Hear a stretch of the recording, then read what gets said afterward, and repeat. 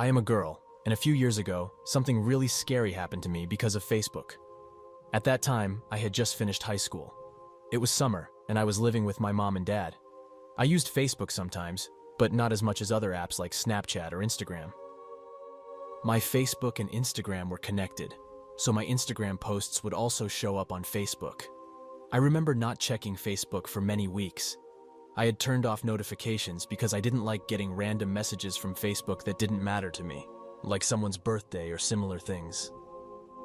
When I finally opened Facebook after a long time, I saw I had missed many notifications. First, there were about 5 friend requests. I also noticed that my Instagram pictures had been shared on Facebook, getting lots of likes and some comments from friends. I replied to some comments and accepted the friend requests. But then I saw a comment from a man I didn't know. His comment on one of my photos was weird and creepy. He said something like, "You're so beautiful. I wish you were mine." It made me feel uncomfortable, especially because the man looked a lot older than me. He had white hair tied back, a bit of a beard, and glasses. I noticed he commented on my other photos too, and those comments were just as unsettling. He even commented on very old posts from years back. When I checked his profile, I realized he wasn't on my friends list, and I didn't remember getting a friend request from him. I deleted all his comments and blocked him. Then I changed my profile settings so only friends could see my information and posts. I felt safer after doing this and thought that would be the last of it. But I was wrong. Just 2 days later, I was alone at home. My parents were at work, and someone knocked on our front door. I walked to the living room slowly and peeked out the front window. I thought it would be a delivery guy like UPS or Amazon at the door, but instead, there was a man I didn't expect to see. It was the same man who had left creepy comments on my Facebook photos. I was shocked. I had assumed this man lived far away, possibly on the other side of the country. As I watched him from the safety of my living room, he turned his head and saw me. Our eyes met for a second before I turned and ran to my room. I quickly called my mom, my voice shaking as I explained the situation. While talking to her, the man knocked on the door again. My mom advised me to call the police if he didn't leave. I peeked out from my room, listening for any sign of him. Hearing nothing, I crept towards the living room, moving as quietly as I could. But as soon as I entered, I saw him outside the front window, staring in. He noticed me, smiled in a way that sent chills down my spine, and waved. Terrified, I ran back to my room and dialed the police, reporting a stalker outside my house. The operator promised that officers would arrive within 5 to 10 minutes. Feeling somewhat safer, I waited, listening for any noise that would indicate he was still there. A couple of minutes passed, and just as I considered checking again, a knock sounded on my bedroom window. I froze, then slowly turned to see him peering in at me. I screamed and fled to the bathroom, locking myself in. I stayed there until I heard a different knock and a voice announcing police at the front door. Cautiously, I left the bathroom and went to let them in. They told me they had caught the man trying to enter through the back door. He was arrested, and I felt a wave of relief wash over me, knowing I wouldn't have to deal with him again.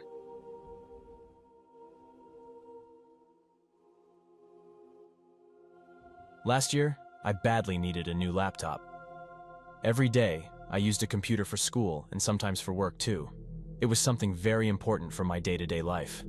The laptop I owned was old and very slow. I had been saving money for a long time to get a new one. My brother told me to check out Facebook Marketplace, so one night I did just that and looked for laptops. I wanted one that was newer and stronger. After days of looking and doing lots of research, I found one that looked like a great deal. I checked it quickly again and decided it was the right choice for me.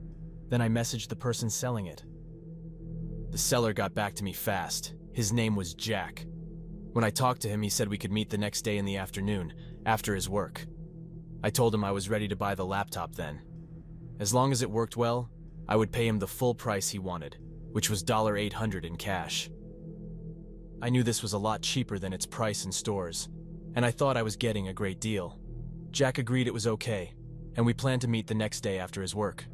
There was a small shopping center in my town, and we chose to meet in its parking lot in a quieter spot. It was a place that usually had a lot of people, but we picked a corner of the parking lot that was more silent. My brother decided to come with me so I wasn't by myself, and we drove there right on time at 2 in the afternoon. I think we arrived a bit early, then we waited. I had told Jack when I was leaving, and he said he was on his way too. When he wasn't there yet, I thought he was just delayed or held up at work. My brother and I stayed in the car, talking while we waited. Time passed, and we began to worry. No one was around us in the quiet part of the parking lot where we planned to meet, and Jack was now over 10 minutes late. I messaged Jack, telling him exactly where we were and asked him where he was. We kept waiting, but he didn't reply. Soon, it was almost 30 minutes after we were supposed to meet. Then, I saw that Jack had seen my message, but he didn't answer. Feeling let down, my brother and I decided to leave. My brother guessed maybe Jack realized the laptop was worth more than he asked for, or something like that. We drove back to our house, where we lived with our parents while away from school. Our parents were at work, so it was just the two of us there. After getting home, I looked on Facebook Marketplace again, but it seemed like Jack had blocked me, and everything was gone. This made me really upset. After that, I started looking for other laptops, trying to start over. I was in my room when suddenly my brother rushed in. He said he heard a noise from the back window, and then saw a man outside. We went out to check, and just as we did, we heard our back door opening. It was only 3 o'clock, and our parents usually didn't come home until after 5, but we were sure it was probably the man my brother saw. We both dashed back into my room and quickly closed the door behind us. We pressed our ears against the door to listen closely. Someone was definitely moving inside our house. My room was at the very end of the hallway, and the person didn't sound too far away. I whispered to my brother, asking him what we should do next. He whispered back that he was going to call the police and took out his phone. But just then, we heard the footsteps coming our way. We tried to be as silent as possible. My brother hadn't managed to dial the police yet because we were scared to make any sound. The stranger slowly walked through the hallway, then into one of the rooms. My brother whispered to me, thinking the person had gone into his room. That's when I thought of something. I whispered urgently that we needed to escape, pointing towards my window. I rushed to it, trying my best to open it quietly. Our house was only 1 story, so if we could get out, we could run for help. As I opened the window, it made a loud noise. Right at that moment, we heard the person leave my brother's room and start moving down the hall towards mine. I quickly climbed out the window, and my brother followed. Just as he was getting out, I heard my bedroom door swing open. We didn't look back. We ran straight to our neighbor's house across the street. We knew them well and figured it was safe. Thankfully, they were home. We hid in their garage and called the police from there. When the police arrived, the man was still inside our house, hiding in the basement. It turned out to be the same man, Brian, who was supposed to sell me the laptop.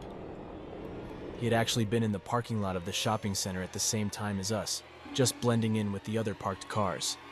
Then, he followed us home without us noticing and tried to break in, probably aiming for the cash I was carrying for the laptop. That's the only reason I could think of for his actions. After this incident, I decided never to use Facebook Marketplace again.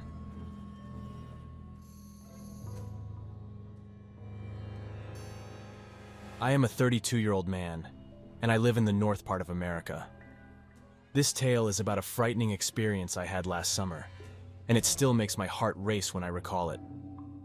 After my friend left our shared flat, I was stuck with an empty room. Paying the rent alone was too much for me. I had seen people finding roommates on Facebook, so I thought I'd try it too. I put up a post showing the room and wrote a simple description of our place, then I shared it. It didn't take long before people started replying. The first message was from a man named Mark, who said he was interested. He seemed okay, but his way of talking was off. His voice didn't show any feeling, like a machine. I tried not to worry too much. Not everyone is good at talking on the phone. I suggested we meet somewhere public to chat first. But he didn't want to meet and said he preferred to move in straight away. That made me feel very uncomfortable, so I decided to look for someone else. Then he sent me a very angry text with mean words and even threats. What happened next was even more terrifying. He sent me a photo of a dark gun on a table. I couldn't tell if the gun was really his or just a picture to scare me. I blocked him and tried to sleep that night. A couple of days later, another message came in, this time from a guy named Alex. He was polite, and we sent a few texts back and forth. Then he suggested we meet at a local cafe to talk about the room. I agreed to meet him at a small cafe in the center of town. When I got there, I saw a man sitting by himself, looking around as if he was expecting someone. I approached him and introduced myself. It turned out to be Alex, so I sat down and we started to chat. He talked about where he worked and what he liked to do for fun. He seemed like a regular guy, and I began to relax a bit about the situation. But then, as we talked more, I noticed his voice sounded very familiar. It was the same flat, emotionless voice that Mark had on the phone. This made me feel uneasy, thinking that Alex might actually be Mark trying to trick me. So I quickly made up a reason to leave, grabbed my stuff and stood up. But as I was about to walk away, Alex grabbed my arm tightly and said, "You won't get away from me that easily." Fear gripped me and I started to panic, but then I remembered I had my phone in my pocket. I managed to get it out with my free hand and called the emergency number. Seeing this, he let go of my arm, and I ran out of the cafe. I stayed on the phone with the operator until the police arrived. Alex was arrested on the spot, and I was left shaking but thankful I was safe. Upon searching him, the police found a gun that looked just like the one Mark had sent me a picture of. I shudder to think what could have happened if I had let him into my home. Thankfully, that never happened, and I escaped the situation unharmed. I still can't understand why he did what he did. Eventually, I found a new roommate through friends, which I believe is much safer than meeting someone online. That's the advice I'd give to anyone now.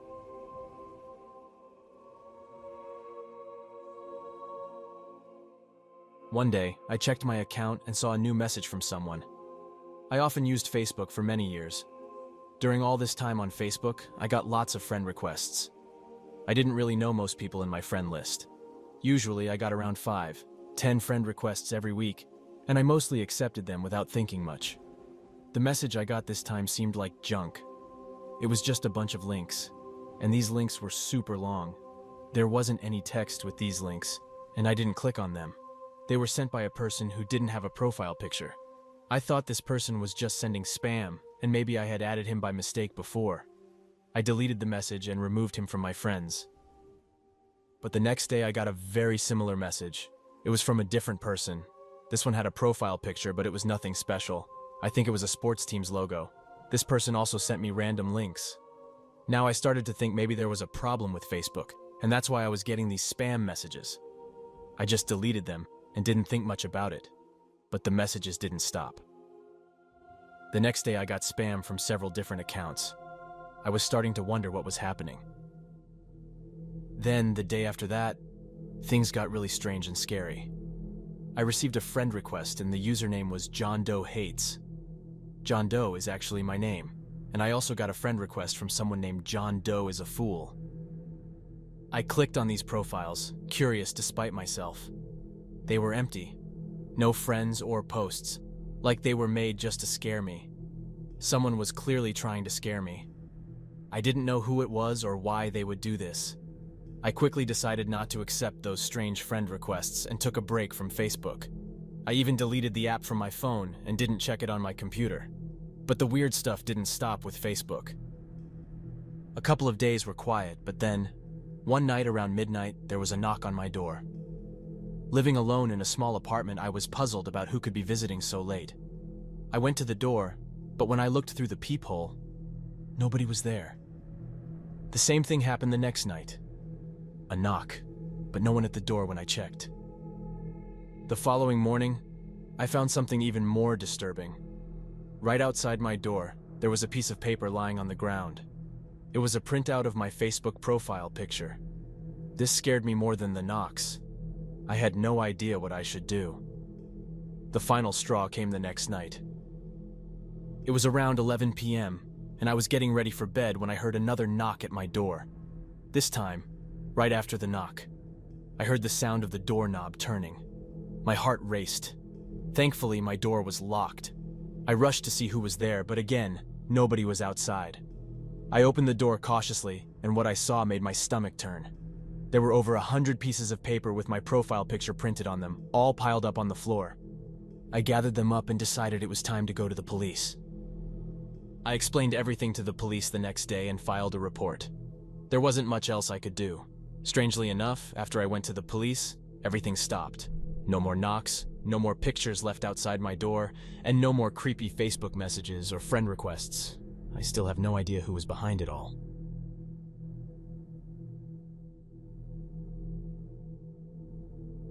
This story starts a few years back, in 2018.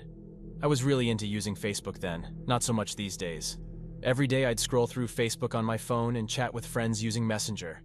At the time, I was 20 years old and had around 300 friends there, which felt like a lot, even though I knew some people had thousands.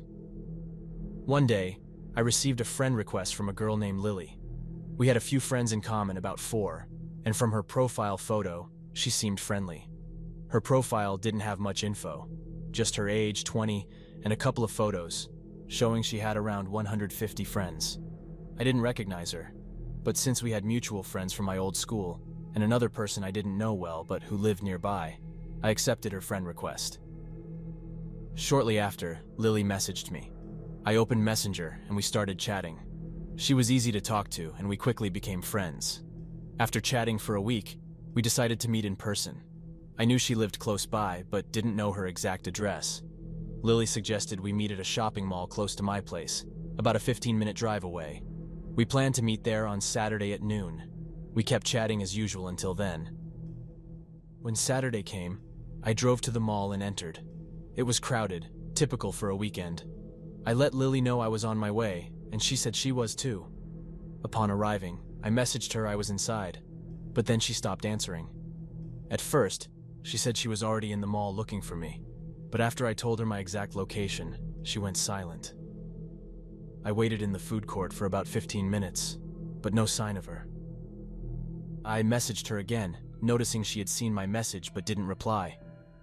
After waiting a bit more without any sign of her, I started to feel uneasy and began walking around the mall to find her, thinking maybe her phone signal was bad, or she was too busy to reply. But as I wandered through the crowded mall, a sinking feeling grew inside me. The mall was large, and finding someone in it was like looking for a needle in a haystack. The mall wasn't huge, but it was big enough with 2 floors and lots of shops. It was filled with people, making it hard but not impossible to find someone. While searching, I noticed a man staring at me from a distance. As I moved through the mall, I saw him again, trailing behind me. I wandered for about half an hour, hoping to meet Lily, but deep down, I started feeling she might not actually be there. Then my phone buzzed. It was a message from Lily saying, "Meet me at the food court entrance." I was puzzled because I had already been there and told her so. I headed back, taking a few minutes to get there. The place was still packed, but there was no sign of Lily. Approaching the entrance, I spotted the man I had seen earlier. He was loitering near the doors, scanning the crowd. Our eyes met briefly before he hid behind a door. Feeling uneasy, I decided to leave, but chose a different exit to avoid him. As I walked away, he started following me through the food court. I quickened my pace, turned a corner, and finally reached an exit. Once outside, I circled the mall to get to my car without seeing the man again and drove home. At home, I found another message from Lily. "Why didn't you come to the food court entrance as I asked? Why did you leave?" By then, it was clear to me that Lily might not be real, and that the man could be behind her account. I challenged her to send a real-time photo of herself. Instead, she blocked me. This confirmed my doubts. I was disappointed, but relieved I hadn't fallen into a worse situation. This experience taught me to be much more cautious with people I meet online. The thought of being watched and followed in the mall by someone with bad intentions was chilling. From then on, I made sure to verify the identity of anyone I planned to meet from the internet.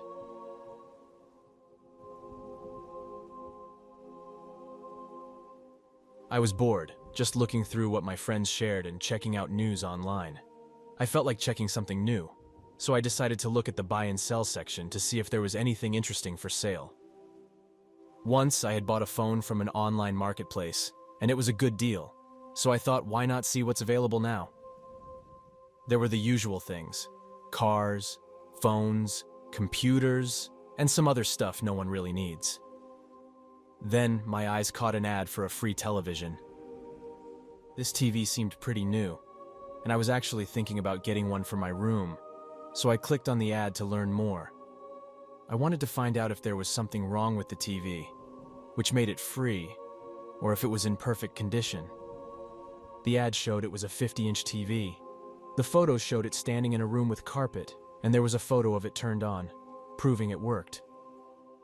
The seller, now called Anna, mentioned she was moving and didn't want to take the TV with her, but assured it worked perfectly. The ad had been posted just an hour ago. I quickly sent a message asking if the TV was still there, and said I could come get it as soon as she allowed. About 10 minutes later, Anna replied, saying the TV was available and I could pick it up the next night. We agreed on 8 p.m. I was thrilled about the TV, thinking it was worth a lot, and I had been wanting one anyway. The following day, I sent a message to Anna to make sure everything was still okay, and she said to just message her when I arrived, and she would open the door for me. I spent my day at work, went home for a bit, and then set off to pick up the TV from Anna's place. Anna's message earlier had been friendly, making me feel at ease. I typed her address into my phone and followed the map. It was a short drive, only about 10 to 15 minutes from my place. The neighborhood looked normal, a bit removed from the hustle of the city, with houses spread out, each sitting on a decent-sized piece of land. Then, I turned onto a street ending in a dead-end sign. This was it. The road ended at a narrow driveway, which my phone told me was Anna's. The driveway led to a garage separate from the house, with an old pickup truck parked out front. I drove down the driveway, thinking it would be easier to load the TV. After parking, I quickly messaged Anna to let her know I had arrived. She replied right away, inviting me to come in and mentioning the TV was in the living room, waiting. Stepping out of my car, I noticed how dark it was, with no lights on in the house. It felt odd, but I shrugged it off and walked to the front door, finding it unlocked. Inside, it was pitch black. I fumbled for a light switch, eventually using my phone's flashlight to find one. The light that came on was weak, barely illuminating the old dusty living room. No TV in sight. Feeling uneasy, I moved further inside, exploring a bit. There was a kitchen that looked normal enough, a hallway leading to the back, another living area, and stairs going up and down. The TV was nowhere. The house's quiet and eerie vibe was getting to me. I messaged Anna again, asking about the TV and double-checking the address. Waiting for her reply, the silence of the house felt heavy, making me want to leave. Then, Anna's message came through. She confirmed the address was right and added, "Sorry, I'm at the upstairs living area." When Anna told me to take the stairs in the living room, I felt something was off. Why didn't she meet me herself? Why wait until now to tell me to come upstairs? Despite my doubts, I moved towards the stairs. Just then, I heard footsteps outside, heading to the front door. The screen door opened, and then the front door, which I hadn't closed properly, was shut. I caught a glimpse of an arm. It looked like a man's, but not the person attached to it. Right after that, I heard someone coming up from the basement. I didn't head upstairs. Instead, I made my way to the back of the house, feeling a chill run down my spine. Seeing the back door, I didn't hesitate. I ran out into the night. The backyard was wild, with tall grass and trees. I ran through, eventually finding myself in the neighbors' yards, making my way back to the street while avoiding the house. From a safe distance, I could see my car still in Anna's driveway. My heart sank. I knew I had to get back to it. Checking my phone, I saw several messages from Anna, urging me to come back, questioning why I left. Ignoring the dread, I made my way back to my car as quietly as possible. Reaching the driveway, everything seemed eerily quiet. I sprinted to my car only to find the windshield smashed, glass everywhere. As I drove away, a quick glance at the house revealed a man watching me from a window, an unsettling smile on his face. Back home, I reported the incident and the account named Anna. I couldn't shake the feeling that Anna might have been a cover for the man in the house, part of some dangerous trap. What exactly was happening in that house remains a mystery, but one thing was clear. I was lucky to escape unharmed.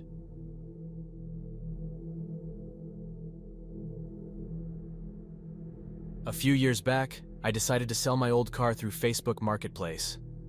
I had just gotten a new job, and with it, a new car, so it felt like the right time to let the old one go.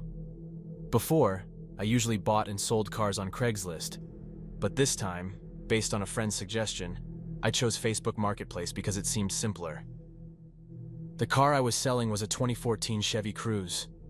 I wanted $8,000 for it, which I thought was a fair price after checking around. I expected some people to offer less than what I asked, and I was okay with that, as long as it wasn't too much less. At first, not many people seemed interested. Only one person asked if the car was still up for grabs, but then they disappeared after I said yes. Another person offered me just $1,000, which was way too low. I ignored them, but they kept messaging me, begging me to at least consider their offer. In the end, I had to block them because they were wasting my time. After a couple of days with no real interest, I finally got a message from someone serious. A guy named Dave contacted me, saying he'd pay the full $8,000 and wanted to see the car that very night. I was really happy about this and agreed to meet him. We decided to meet in the back of a Walmart parking lot that night. I cleaned the car, hoping to sell it. Dave told me he was on his way, and soon after, I saw an old black car pull up next to mine. A man got out, introducing himself as Dave. He was a skinny guy, about 5'9", wearing old jeans and a hoodie, and he looked to be in his 30s. He said he liked the car and was ready to buy it right away. Dave agreed to take the car for a test drive. He sat in the driver's seat, and I took the passengers. We drove around the block, and then Dave parked the car back in the Walmart lot. He seemed happy with it and told me he'd buy it, saying he had the cash in his car. It was chilly, so when he suggested we sit in his car to stay warm while he got the money, I agreed. Inside his car, Dave reached into the side compartment of his door and pulled out a big bunch of cash. But when he handed it to me, it was only $800. I thought he was joking at first, but his face was dead serious. Then he confessed he had messaged me before with a different account, offering $1,000. He was desperate for my car and said I could either take the $800 or he'd take the car himself. That's when I realized he still had my car keys. I argued, saying I needed at least $7,000, but Dave wouldn't budge from his $800 offer. When I asked for my keys back, he ignored me, locked the doors, put his car in drive, and started moving. He warned me not to try anything, claiming he was dangerous, and then drove onto the freeway, demanding my phone with threats of driving into oncoming traffic. I had no choice but to give it to him. Eventually, he exited the freeway, drove down a deserted road, and ordered me out of the car. Left alone without my phone or car keys, I walked in the cold until I found a small gas station where I could call the police. They took me back to the Walmart, but my car was gone. I reported everything and got a ride home. My car was never found, but thankfully I had insurance. I just hoped the police would catch that guy.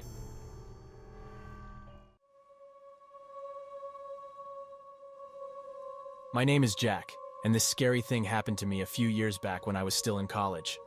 Back then, I was in my third year, learning how to run businesses.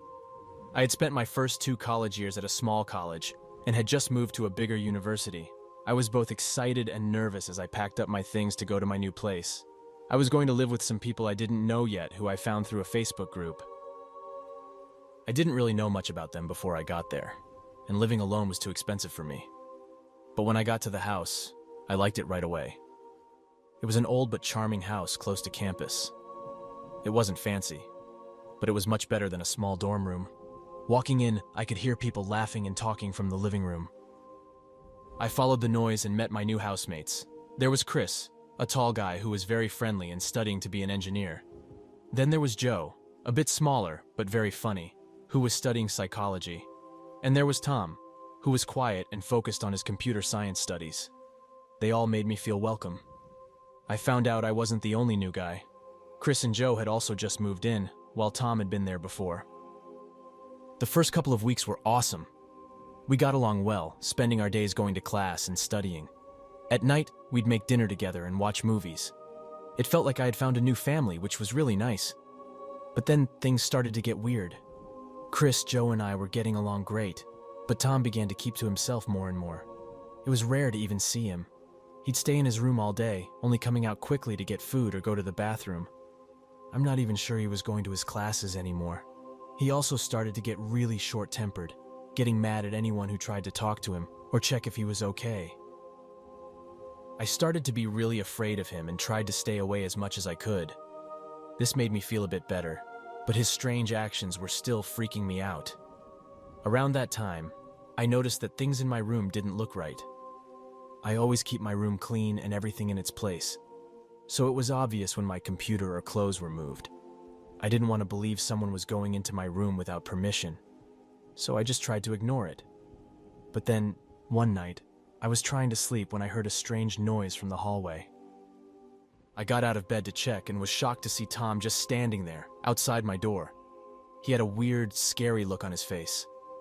Then I saw he was holding a small knife. He didn't open it, but it was still terrifying. Suddenly, he moved towards me fast and I screamed for help, falling backward. I tripped over something and hit my head hard on something else. The next thing I knew, I woke up in a hospital where they told me Tom had tried to hurt me really badly. The doctors said I was lucky it wasn't worse. At first, I couldn't believe it. But as I remembered more, I had to accept it was true. They told me Chris heard me and managed to stop Tom and hold him until the police came. I found out Tom was taken by the police. I had to leave college and go home to get better, both in my body and my head. It's been a tough journey, but I'm starting to feel a bit better now. Looking back, I realized there were signs something was wrong, but I didn't want to think a friend could do something so horrible. It was a tough lesson, but one I'll never forget. I've learned that sometimes people we think we know can do terrible things. I went back to college in a new city and met new people to live with. I was scared at first, but my new housemates turned out to be really nice and became my good friends. I'm thankful for them and for having another chance at college. I still have bad dreams about what happened, but I'm trying to deal with my fear and keep going. This story is about a scary event that happened to me. Now I am 28 years old, but this occurred roughly 5 years back. The whole thing began when I decided to sell my laptop on Facebook Marketplace. The laptop was a good one, only a year old and still in great shape. I thought someone would be happy to buy it at a decent price. I was going through some hard financial times, but I don't want to go into those details. That's the reason I chose to sell it and stick with my old laptop for a bit longer. Someone messaged me showing interest in buying it. They offered a bit more money than I was asking for. Looking back, that should have warned me, but I overlooked it. I really needed the cash, so I went for it. We agreed to meet in a grocery store parking lot not far from where I lived. I was happy about the chance to sell the laptop quickly. I grabbed my phone and left my apartment, walking towards the parking lot. It was a nice summer evening around 7 p.m. The sun was getting low, and I knew it would be dark soon. I hoped to finish the deal before nightfall. Reaching the parking lot, I saw a few people around the store, but didn't pay much attention to them. My focus was on spotting the buyer to get the sale done. After a bit, I noticed a guy standing by a car in a distant part of the lot. I headed his way with my laptop. As I approached, he signaled to me, showing he was the one. He was a tall, strong-looking guy with a beard that needed shaving and a serious face. A feeling of worry hit me, but I tried to shake it off. I was there to sell my computer, after all. I showed him the laptop. He asked about how well it worked and its features, then wanted me to unlock it to check if it really worked. Then I gave him the laptop, and he handed me the money. While I was counting it, he suddenly grabbed my wrist hard and twisted my arm back. I yelled because it hurt a lot and tried to get away, but he was much stronger. He then took out a knife from his pocket and put it close to my neck. "Don't move," he said in a low voice. "Just give back the money and pretend this never happened." I was so scared. I had never faced something like this and didn't know how to react. I quickly gave him the money back, and he stepped back, but still had the knife out. His face showed no feeling. It seemed like he did this kind of thing all the time, and it was normal for him. Then he ran off. I just stood there, watching him go, and couldn't believe what just happened. I realized he had stolen from me. It was hard to believe. My hands were shaking and my heart was beating fast as I took out my phone to call the cops. They got there in a little while. and I described the man and said he ran away. They said they would try to find him, but that didn't make me feel much better. The rest of the day, I felt lost and confused, as if it wasn't real. I went back to my place but couldn't keep still. I walked around, trying to understand the situation. I was mad, frightened, and felt very upset. I had never felt so weak and exposed. The cops never found the man who took my things. My laptop was gone for good. And of course, his profile was nowhere to be found later. Thinking back, I realized I could have checked his profile to see if he was real. That's a good thing about selling on Facebook Marketplace compared to other places like Craigslist. You can look at their profiles and avoid the dangerous ones. I didn't do that, and this is what happened.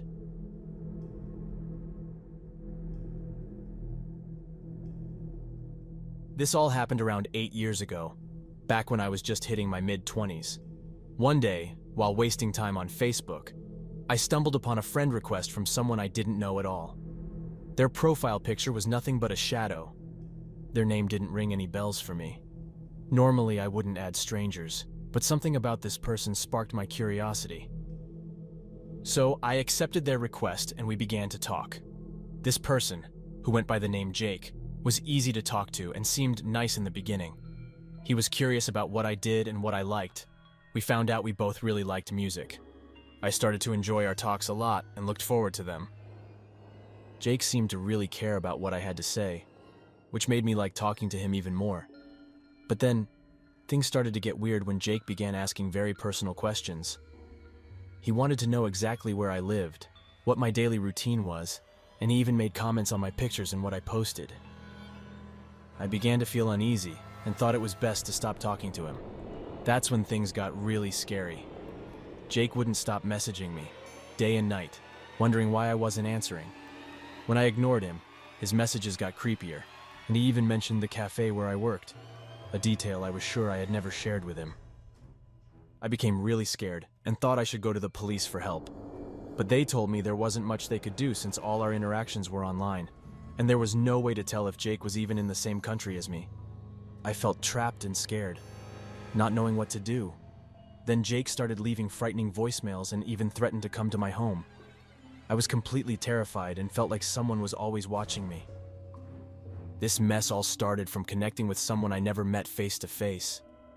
He didn't have a real photo online. Anyone I passed by could have been him, and I wouldn't have a clue. My fear kept growing, and I began to sleep with all the lights on in my room. Every night, I made sure all the doors and windows were locked tight. I couldn't help but look around me all the time. What used to be a normal, happy life turned into days filled with worry and nights filled with dread. Then one day, Jake sent me a message that chilled me to the bone. He said he knew exactly where I was and that I couldn't hide from him. That scared me enough to call the police again, and this time, they actually listened. It seemed like they finally took it seriously when Jake threatened to find me in person. I don't understand why they didn't help me the first time. Later, the police got back to me. They had talked to Jake and warned him to stay away from me. After that warning, Jake stopped messaging me. But the fear he caused stayed with me for a long, long time. I still use Facebook and other social media, but I'm very careful about who I let into my life now. I've learned it's important to listen to your gut feeling. The internet can connect you with great people, but it can also be a place where danger hides.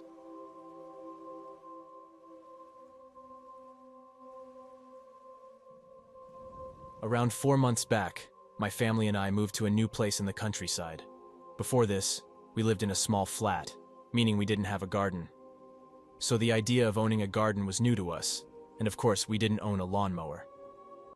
To avoid spending $200 on a new lawnmower, especially since we might move again soon, we decided to find someone to cut our grass. At first, we used a service recommended by my partner's coworker, but paying $65 every 2 weeks started to feel expensive. We wanted a cheaper option.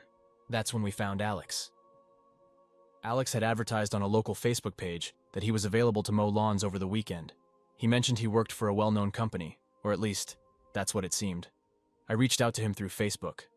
Alex seemed friendly at first. He asked for my address to give me a price quote.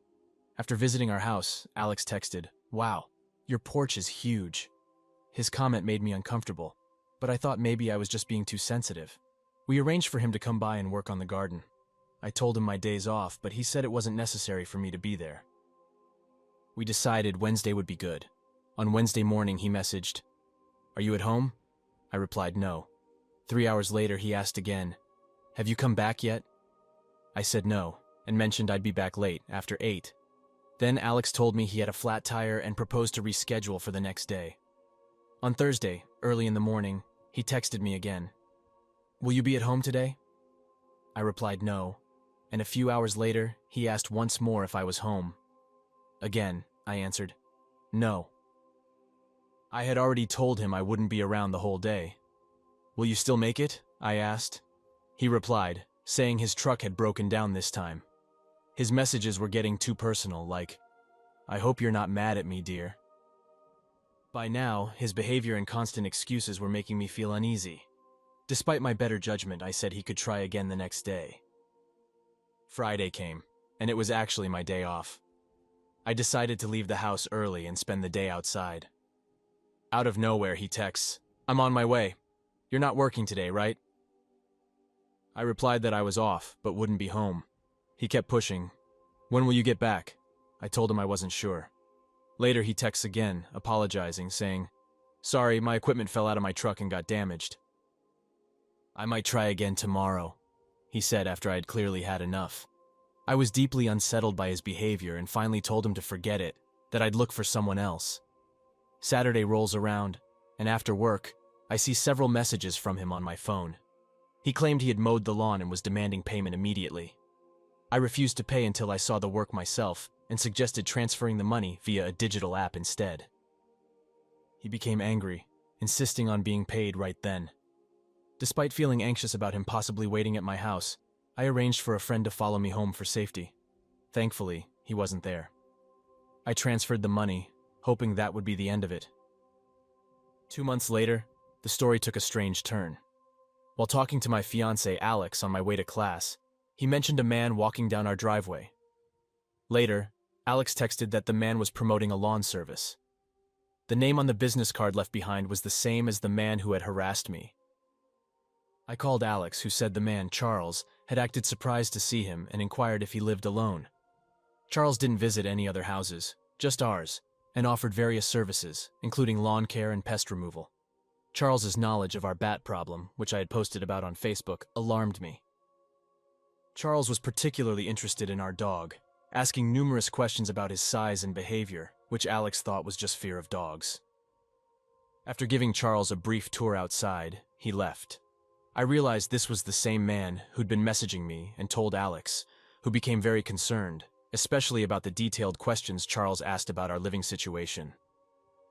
Charles had pretended not to know us or the house, suggesting he was just passing by to promote his business. The realization that my car was in the driveway, making it appear I was home alone, was particularly disturbing. I hesitated to involve the police, fearing I might be overreacting. This all happened recently, and I'm hoping not to hear from him again.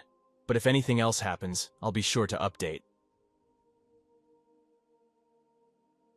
A few days ago, I had to take a plane to a small town I've never visited to search for a place to live for my studies.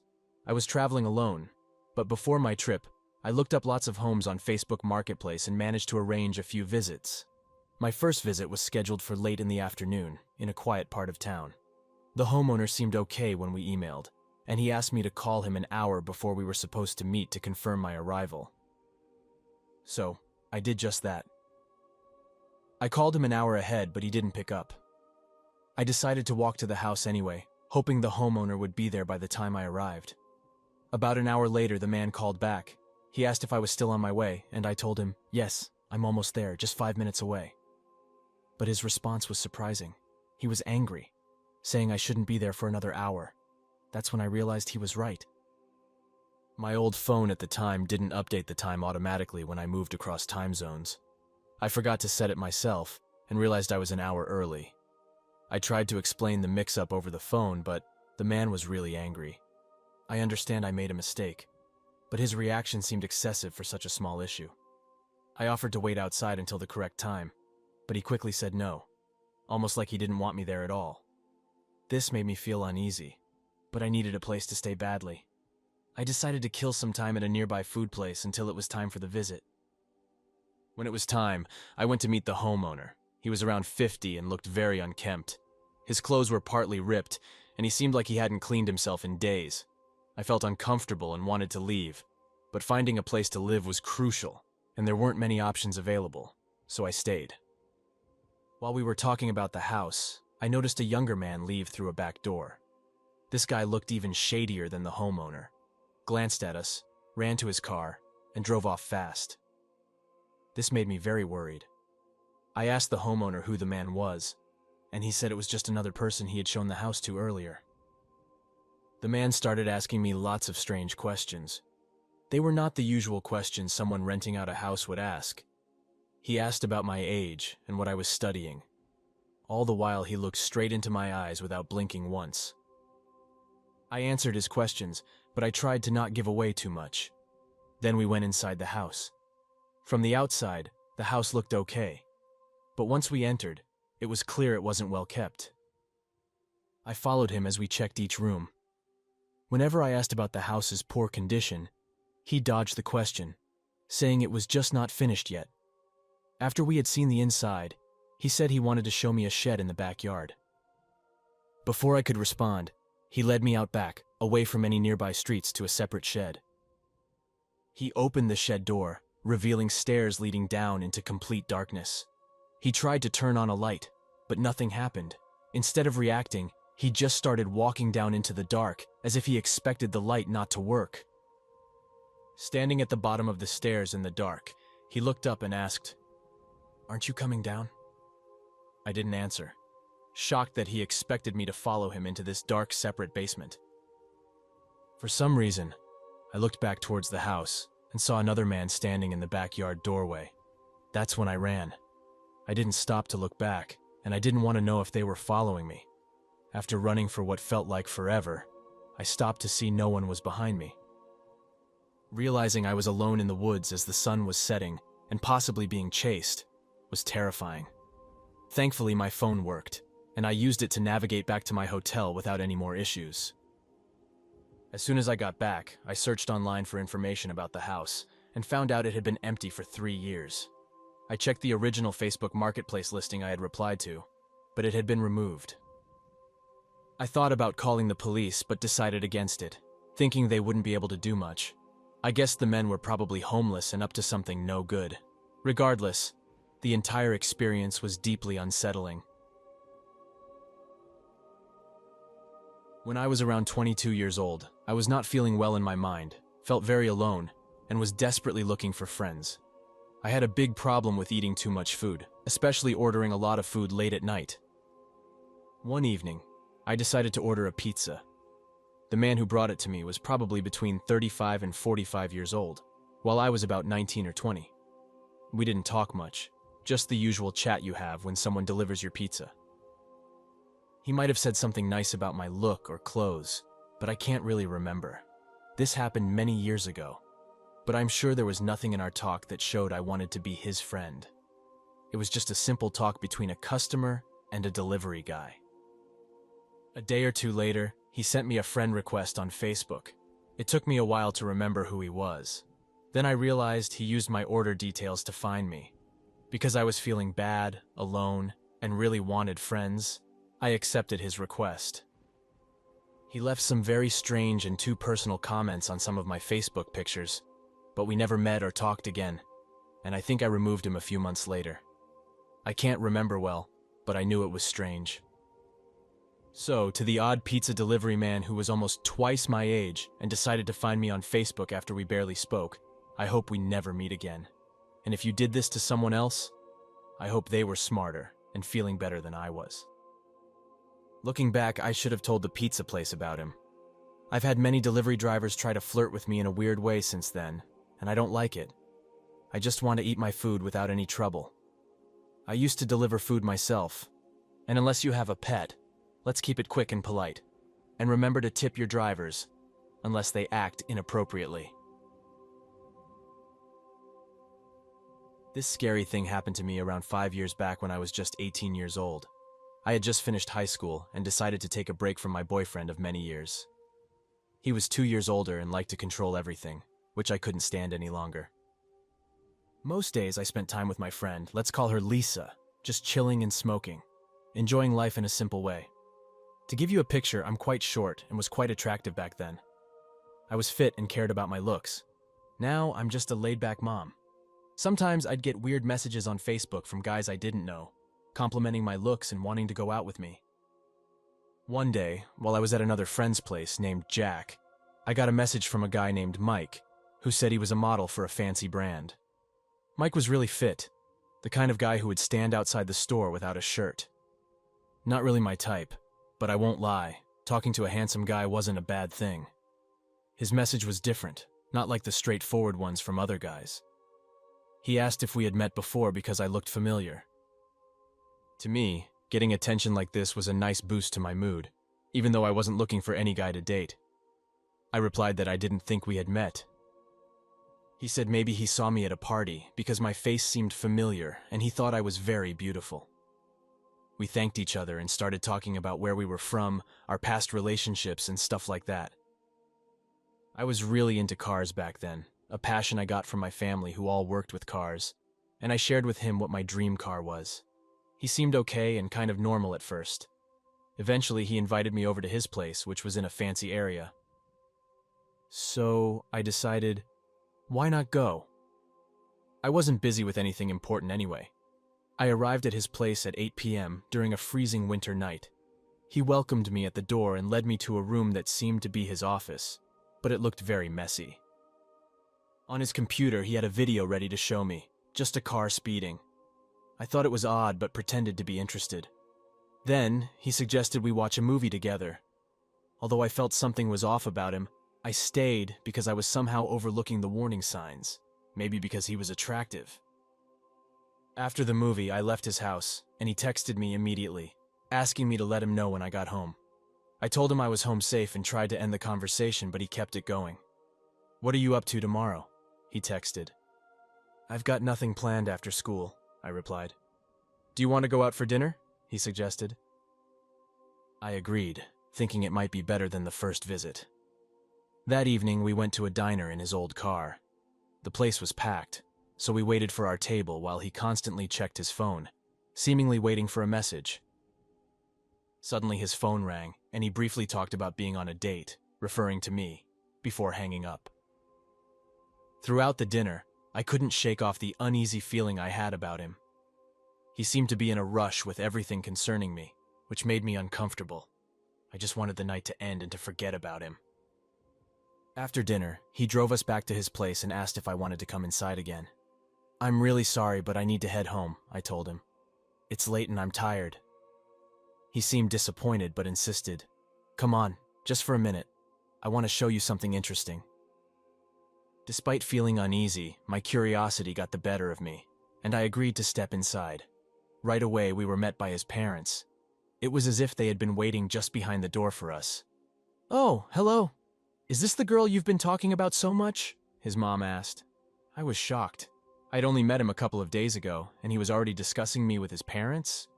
"Yeah, she's really special," he replied. His dad suggested, "You two have fun. Oh, and look at his swimming photos over there. He's quite the swimmer."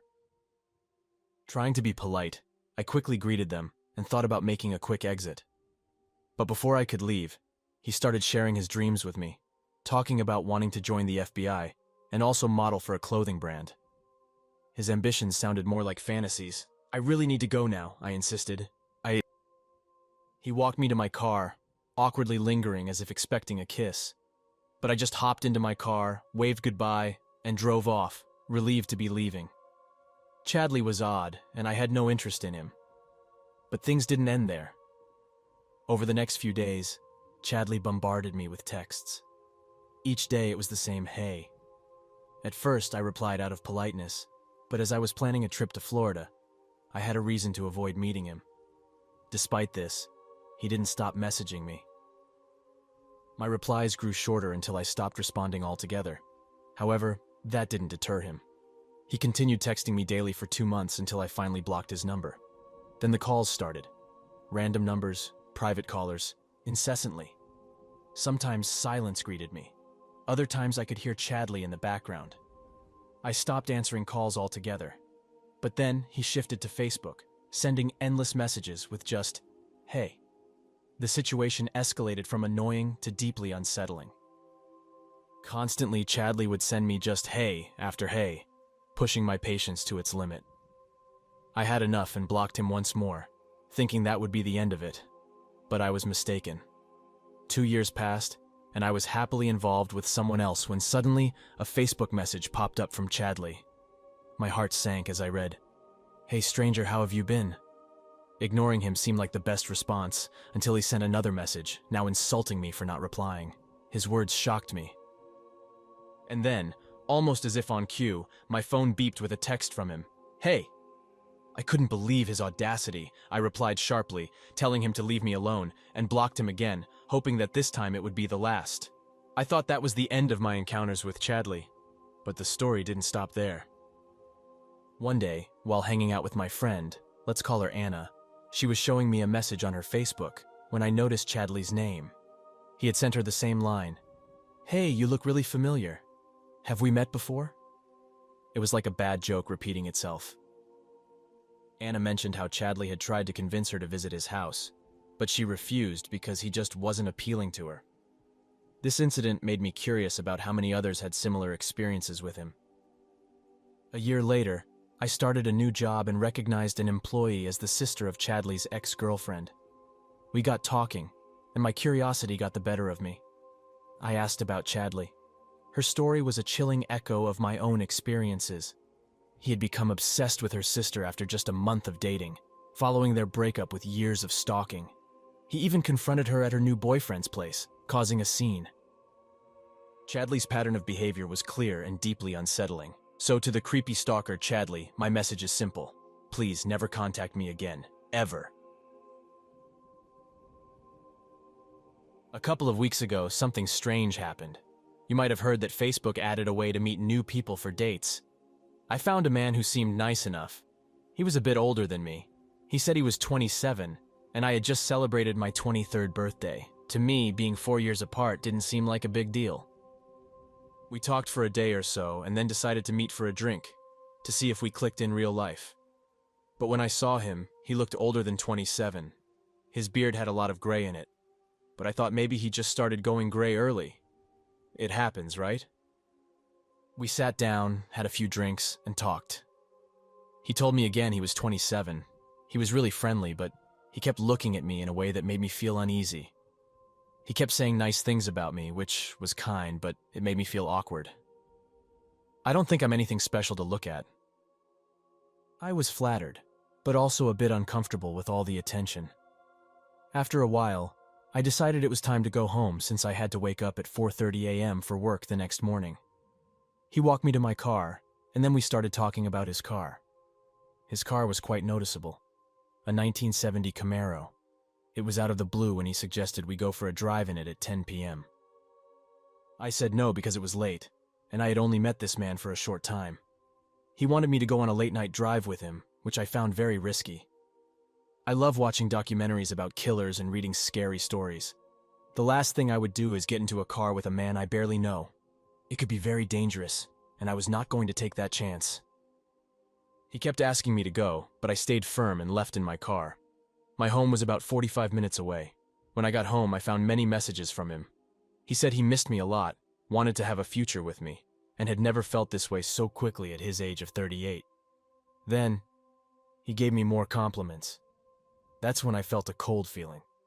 He just said he was 38 years old. This was different from what he told me before.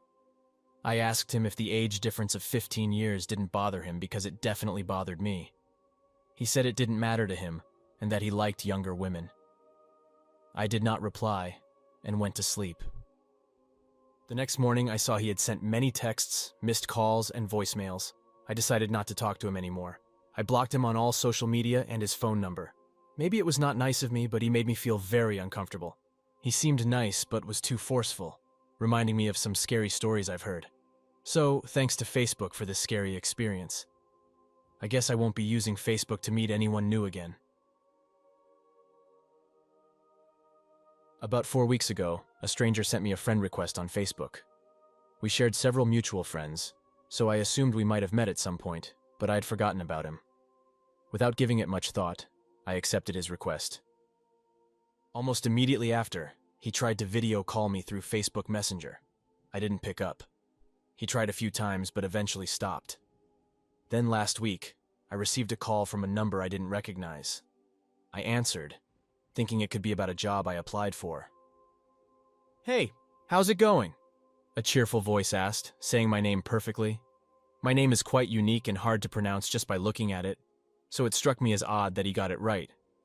When I inquired who he was, it turned out to be the same guy from Facebook. I pretended he had the wrong number by saying he got my name wrong. But then, he bombarded me with personal questions: where I lived, which school I attended. I told him repeatedly that I wasn't comfortable answering, but he wouldn't stop, so I hung up. He called again the next day, but I hung up as soon as I recognized his voice. I decided if he called once more, I'd block him. What freaked me out the most was that my Facebook doesn't list any personal info, especially not my phone number. And I couldn't imagine any of our mutual friends sharing my number with him. How he got it, I have no clue. The whole situation just felt very creepy to me. I had just moved into a new place by myself. After finishing school, I didn't have much money, so my apartment was pretty empty. I only had a few things from my parents' place. It felt good to finally have my own space, but I really needed some basic furniture. Since I didn't have much cash, I decided to look on Facebook Marketplace for free stuff. Looking for furniture there can be tough. A lot of the items are in bad shape, held together with tape. I couldn't afford to be too choosy, but I still hoped to find something that would last a bit. After searching for a long time, I decided to refresh the page. Right away, I saw a new post for a brand new couch, free for pickup.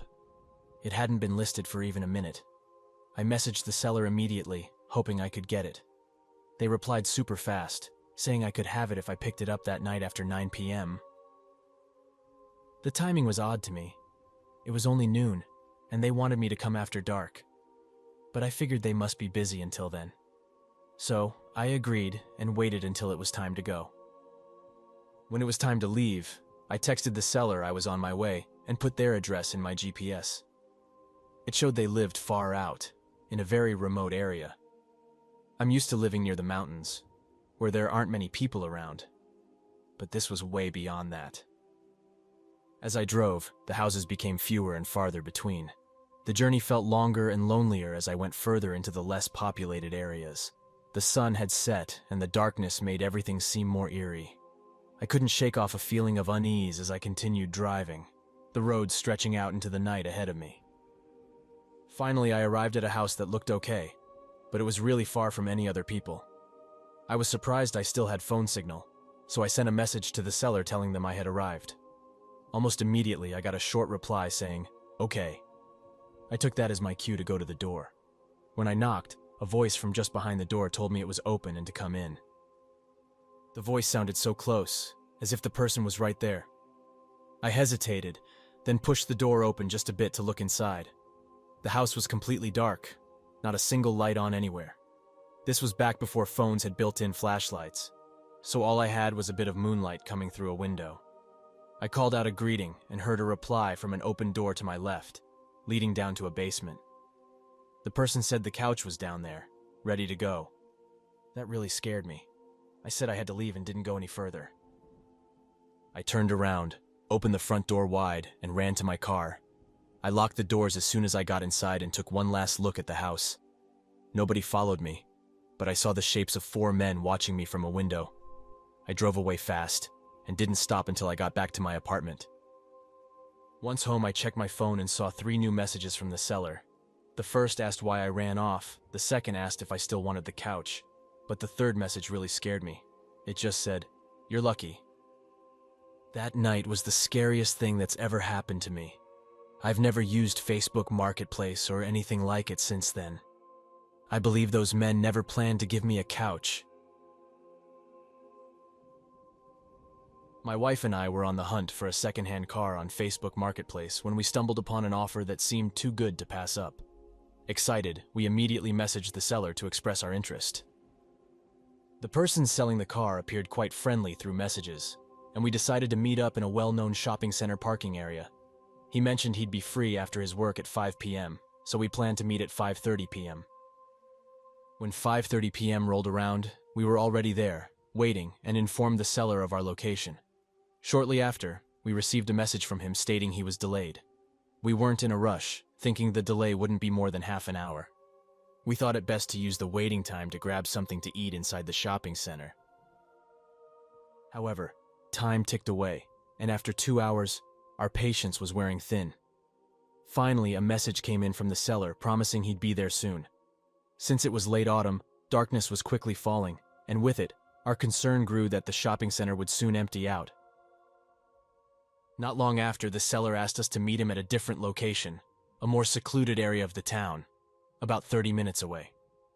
The place was a gas station near the highway. What struck me was its operating hours. It wasn't open 24/7, and it had already closed for the day. My wife voiced her worries about the numerous warning signs we were encountering. However, my focus was solely on the car and the deal we thought was a steal. Ignoring our instincts, we replied that we'd be there shortly and left the shopping center, heading toward the gas station. Upon arrival, we were greeted by the sight of an almost deserted parking lot with barely any cars around. Within a minute, my wife spotted the car we were there to see. As we got closer, the car's shape became clearer, but it looked nothing like what we had seen in the bright photos on Facebook Marketplace. This car was parked in a very dim area of the lot, pushed far back into the shadows. I steered our car towards it, and my wife gave me a puzzled look. But I was sure I had seen something odd on the ground. I stepped out to get a better look, and there it was. A spike strip laid out right on the path we'd need to take to get closer to the car. That moment, a chill ran down my spine, realizing this was a trap. Without wasting a second, I jumped back into our car, reversed, and drove away as fast as I could, leaving the eerie gas station behind us. Once we were safely home, I wasted no time in calling the police to report what had happened. But since we hadn't seen anyone or anything else suspicious, all I could provide was the information about the car ad. The ad disappeared from Facebook Marketplace a few days after I reported it, but that was all I ever knew. The police never got back to me, leaving me clueless if they ever caught the person behind it. This whole ordeal taught me to be much more careful and skeptical about deals that seemed too good to be true, especially on platforms like Facebook Marketplace. The scare we had that night lingered with us, turning every online deal into a question of safety rather than just value.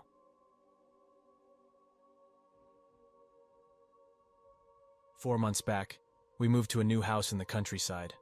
Living in an apartment before, we didn't own a lawnmower. Buying a new one for $200 seemed too much, especially since we might move again in a few years. So, we thought of hiring someone to mow our lawn. At first, we hired a man my partner knew from work, but paying him $65 every 2 weeks was getting expensive. That's when I found Mike. Mike had advertised on my Facebook that he was available to mow lawns over the weekend. He claimed to have a good business. I messaged him on Facebook. Mike seemed friendly at first. He asked for my address to give me a price quote. After visiting, he texted, "Wow, buddy, your front yard is huge." His comment made me uneasy, but I thought I was just being sensitive. We started to arrange when he could come by. I shared my off days with him, but he said I didn't need to be there when he worked. I suggested Wednesday might work. On Wednesday morning, he texted me, "Are you at home?" I replied no. 3 hours later, "Back home yet?" I said no again, explaining I'd be late. Mike then said he had a flat tire and would come the next day. Thursday came, and early in the morning, he texted again, "Will you be in today?" I said no. He texted a few hours later, asking the same. I reminded him I wouldn't be in all day and asked if he was still coming. Then he said his truck broke down. His messages were like, "Please don't be mad, buddy." I was getting annoyed and a bit scared by all his excuses, but I told him to try the next day. It's Saturday now. After work around 4 or 5, I checked my phone and saw many messages from him. He said he mowed the lawn and demanded I pay him. I refused, saying I'd pay through Cash App. He got very angry, insisting on being paid immediately. I said I'd pay after seeing the lawn myself. Honestly, I feared he might be at my home waiting, so I had a friend follow me home. Thankfully, he He wasn't there. I paid him, hoping that was the end. 2 months later, alking to my partner while driving to school, he suddenly said he had to hang up because someone was in our driveway. Confused, I asked for details. He mentioned a strange man wandering our property. Later, he texted it was a man advertising his lawn service. When I got home that night, I found a business card with the same name as the man who'd been texting me. I called my partner, asking about the man's behavior. He mentioned the man seemed shocked to see a man answer and inquired if he lived alone. My partner hadn't seen him stop at any other homes. The man, desperate to help, offered various services and oddly asked about pests, specifically bats, which we did have, and I had posted about on Facebook. He also acted strangely about our dog, Max, asking many questions about his size and habits, which seemed more about fear than curiosity. After a brief exterior tour, the man left. Realizing this was the same man from before, my partner got worried. The man had asked detailed questions about our household. Before he left, my partner inquired if he had mowed our lawn before, suspecting a mix-up with the previous owners, but the man denied ever doing so, claiming he was just promoting his business. The worrying part was that my car was in the driveway that day, suggesting to him I was home alone. I hesitated to call the police, thinking I might be overreacting. This happened just 2 days ago. I hope not to hear from him again, but I'll update if anything happens.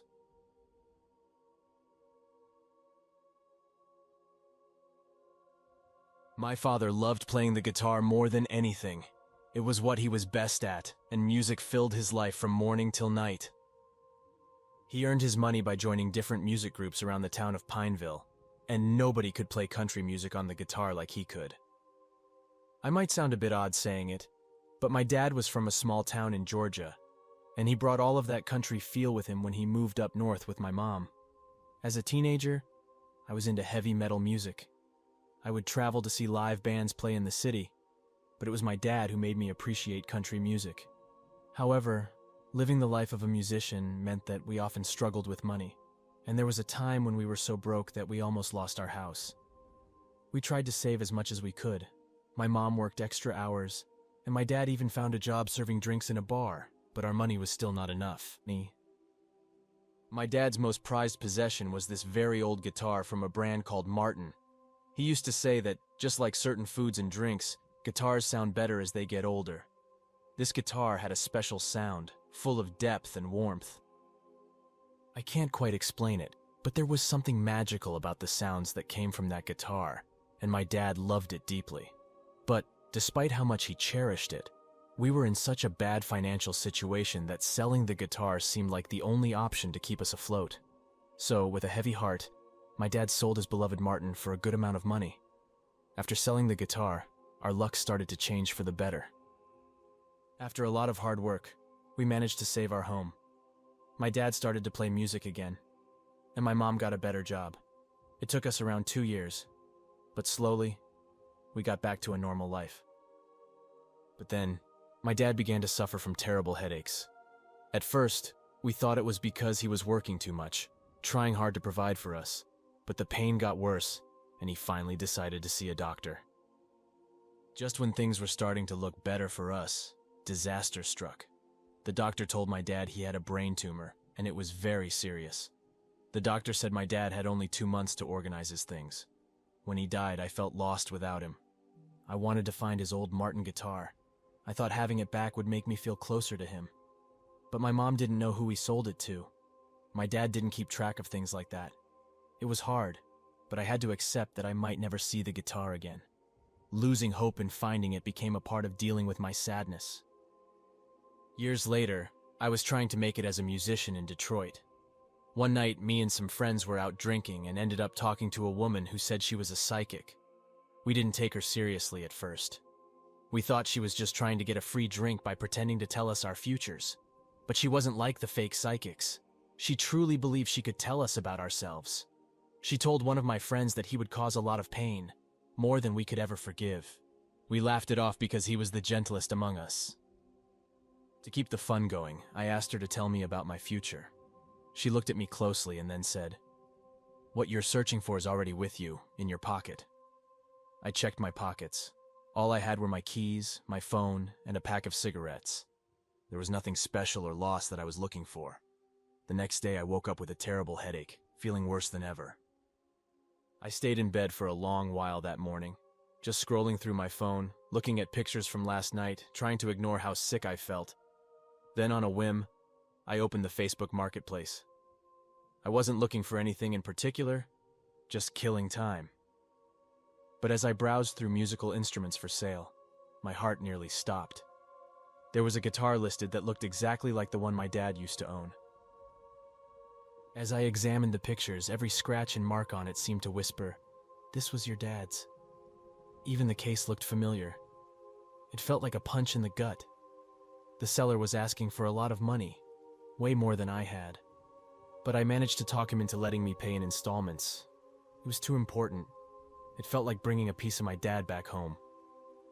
When I played my dad's songs on that guitar, it was like he was right there with us. My mom cried the first time she heard it.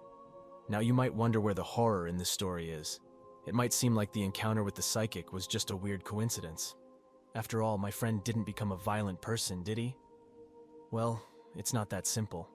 Around the time I got the guitar back, my friend had an accident at work. He started taking prescription painkillers and changed a lot after that. In the months that followed, he lost weight, missed work, and money began to disappear from his and his wife's accounts. Then, their valuable things started to go missing. We didn't want to believe it, but he had become addicted to the painkillers. Eventually, he did exactly what the psychic predicted. He hurt everyone close to him. His wife kicked him out, and I had to do the same when he stole from me. The last I heard, he was in trouble with the law because his girlfriend had overdosed, and he left her outside a hospital where she died. That psychic's words haunted me. What she said about my friend was shockingly accurate. I had always thought he was too kind to hurt anyone. I didn't realize that the psychic's warning could come true in such a tragic way. I don't believe in supernatural things, but that night, a psychic told us what would happen, and somehow, it all came true.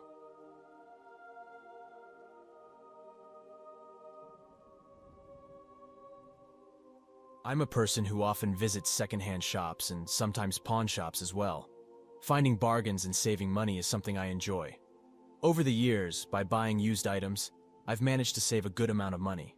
From time to time, I also check out deals on Facebook Marketplace. There are always interesting things for sale there. Most items I see, I don't really want or need, so I don't bother buying them. But now and then, I stumble upon an offer that's too tempting to ignore. This tale began around half a year ago. Until then, I had bought maybe 3 or 4 items through Facebook Marketplace, and all those times went smoothly. One day, as I was scrolling through the listings, I noticed an iPhone for sale. It was a model 2 versions newer than mine, and was being sold for a really good price. It was unlocked too, which meant I could use it with any network as long as I had a SIM card. I was actually in need of a new phone, and this one seemed perfect. No visible damage and described as almost new. Plus, it was a fresh listing, which got me even more excited. I decided to act quickly and messaged the seller, who replied pretty fast. He was a guy living not too far from me. Eager to get the phone, I told him I could meet whenever it was convenient for him. We agreed to meet the following day at a Target store close to where both of us lived. It was the largest and most well-known store around our area. Filled with excitement about my soon-to-be new phone, I drove to Target the next day, money in hand, thinking about the great deal I was getting. I arrived about 10 minutes early and decided to go inside and look around Target as I waited. As the meeting time approached, I let the seller know through a message that I was already inside Target, looking around but couldn't spot him anywhere. Then, after waiting for what felt like forever, about 10 more minutes, he finally replied. He said sorry because something urgent had popped up and he couldn't make it to our meeting. I felt a bit let down but replied, "It's okay. Maybe we could try again tomorrow."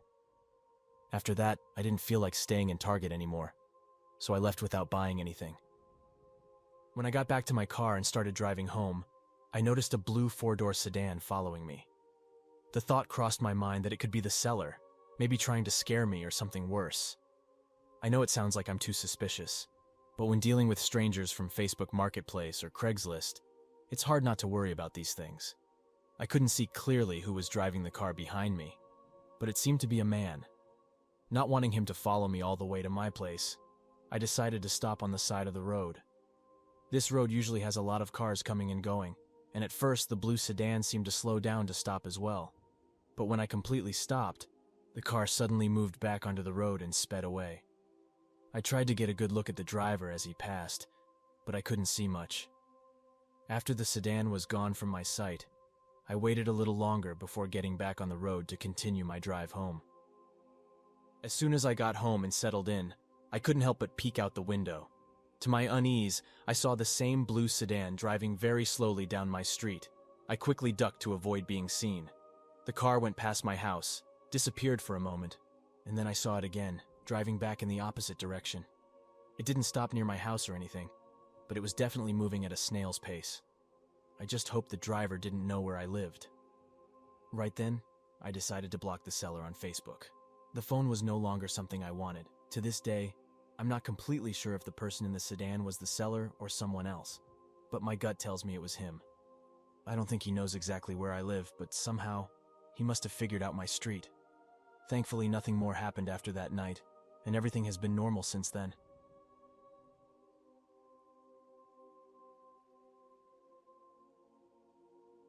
In 2018, the world saw the release of a new gaming console, the PlayStation 5, which was a big deal because it could show games in really good quality. This story takes place a bit before that, when people were just starting to sell things on a website called Facebook Marketplace. I had an older gaming console, a PlayStation 4, that I didn't need anymore because I had gotten the new one. I decided to sell my old PlayStation on Facebook Marketplace. It seemed like the easiest way since I didn't want to bother setting up an account on another selling site. Little did I know, this decision would lead to one of the scariest things I've ever experienced. I put up an ad for my old PlayStation, asking for $100, which I thought was fair, and waited for someone to be interested.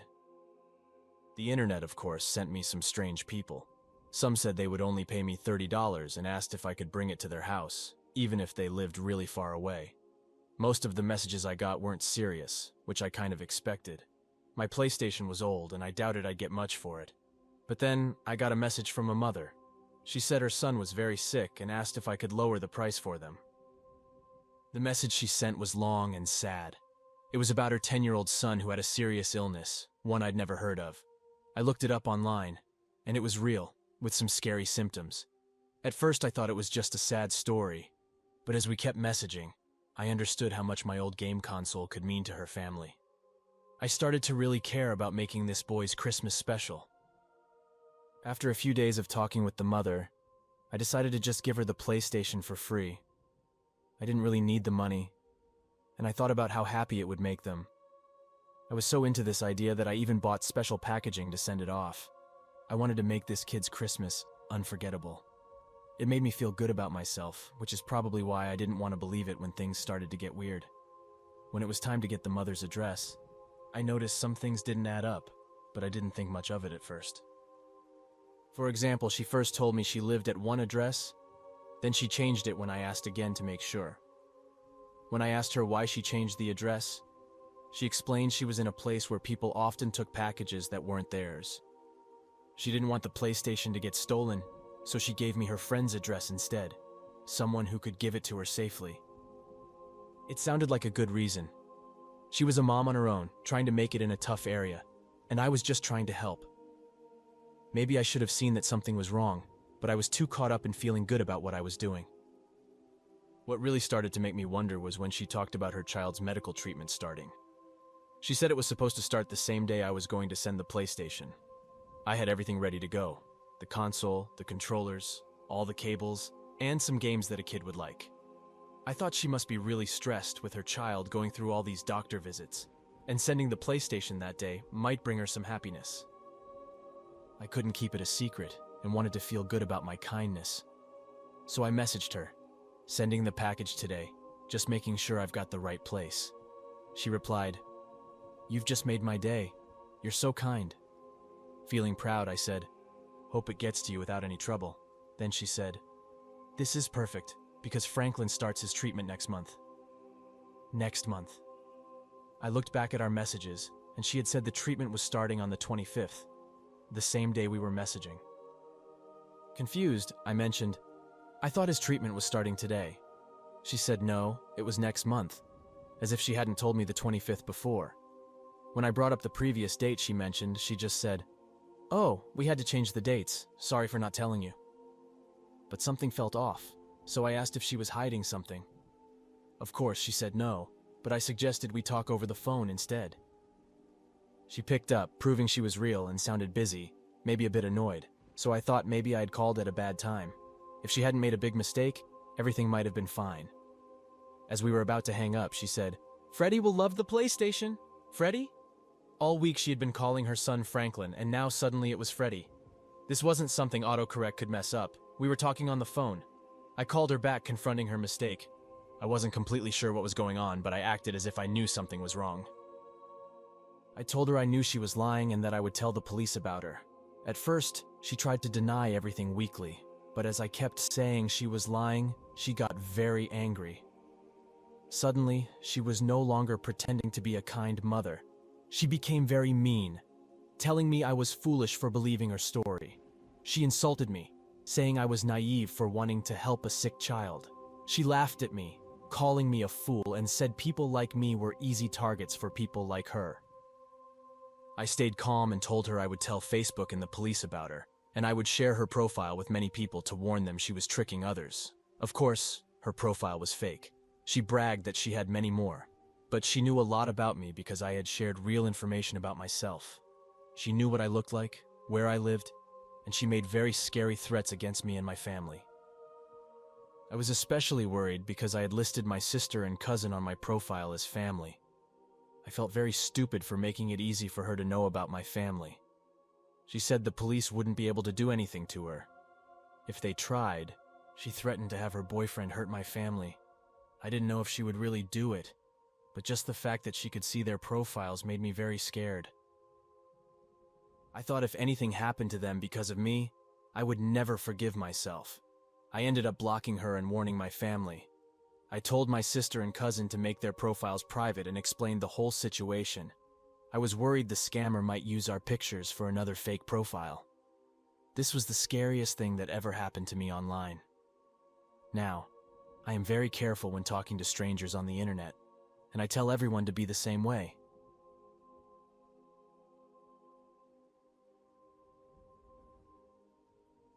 My wife really wanted to celebrate her 31st birthday by attending a concert of her most loved country singer, who was touring during the summer. The prices for the tickets shocked me, as they were more than $200 even for not-so-good seats. I'm not a big fan of going to concerts, so this took me by surprise. I thought it would be less expensive. But I was determined to make her happy, so I was thrilled to find out the tour would stop near where she grew up. It seemed like the perfect present for her. The tickets were set to go on sale on a Tuesday, and because I had work, I planned to buy them online afterward. However, due to my lack of experience with concerts, I didn't know tickets could sell out so fast. By the time I got home from work, there were none left. I felt so disappointed. Talking to a friend, he suggested looking for tickets on the secondary market, though he warned they might be more expensive. Still, I was hopeful. I started looking on popular websites like StubHub and Vivid Seats, but didn't find much. So I turned to Craigslist and Facebook, hoping maybe someone local was selling tickets. I messaged a few sellers, but either got no reply or they would ask for more money each time we talked. Weeks passed, and I was about to give up hope when I stumbled upon an ad on Facebook Marketplace. A guy named Victor was selling 2 tickets at a price that didn't seem too high. I quickly messaged him, hoping the tickets were still available. After waiting for a while with no response, I went to bed feeling down, thinking I had missed my chance. To my surprise, the next morning as I was getting ready for work, I saw a message from Victor. He had replied at around 4 a.m., telling me the tickets were still up for grabs. I was overjoyed and asked him how I could get the tickets. He mentioned he had other people interested, so I needed to pay him through PayPal first, then we could arrange a pickup. Victor agreed to use PayPal's goods and services option, which made me feel a bit safer about the transaction. I sent the money, and he confirmed receiving it. He offered to send the tickets digitally or meet up to hand over physical tickets. Since it was a gift for my wife, I chose the physical ones. We decided to meet at a local grocery store at around 8 p.m. for me to pick up the tickets. I arrived a bit before the time we had agreed on, and found a spot to park at the far left of the lot, just like we had planned. Nearly an hour later, I saw an old, beaten-up car, a Marin Oldsmobile, pull in and park a few cars away from me. Unsure if it was Victor, I decided to wait. After around 5 minutes, the person in the car finally opened the door, so I took a chance and called out, "Hey, are you Victor?" The person replied with a simple yes. He then said, "Hi, thank you for buying these from me. Here are your tickets." We made small talk for a little while. I told him the tickets were for my wife's birthday, and then we said goodbye to each other. I put the tickets in a box and gave them to my wife on her birthday. She was thrilled, and we both looked forward to the concert, which was just a few weeks away. The concert day was fantastic. We got great seats, enjoyed some drinks, and were having a wonderful time. But then, during one of the opening acts, someone tapped my shoulder and said, "Hey, great to see you." To my surprise, it was Victor. I greeted him, a bit confused, and he mentioned something about traffic being bad.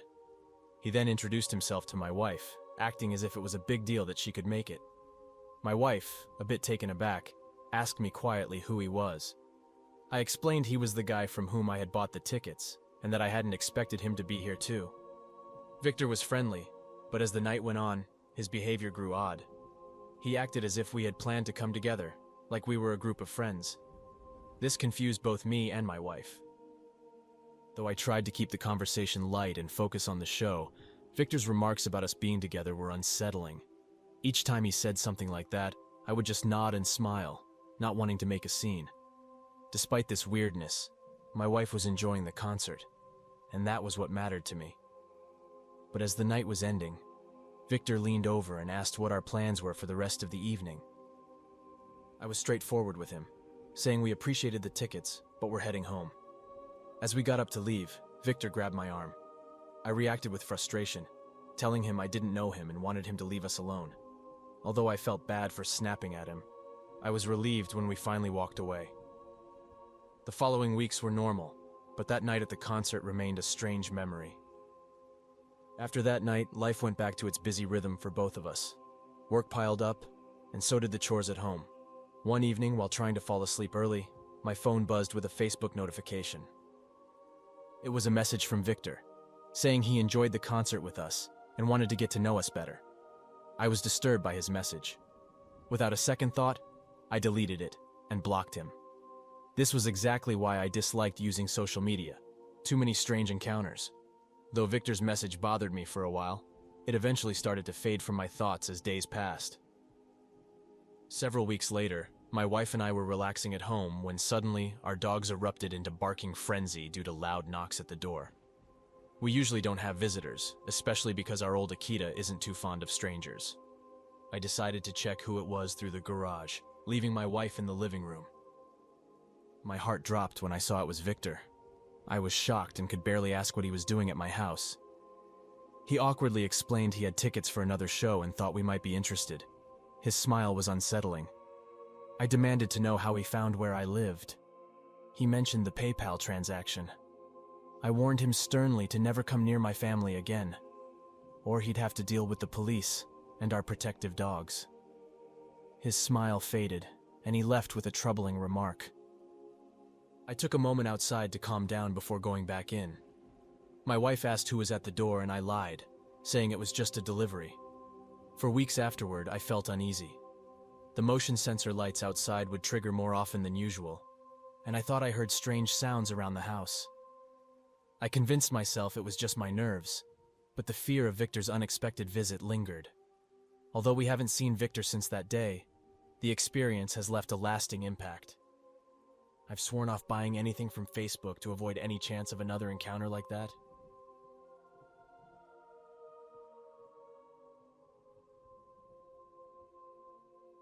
A short time back, I stumbled upon a post on Facebook Marketplace where a lady was offering free hamsters.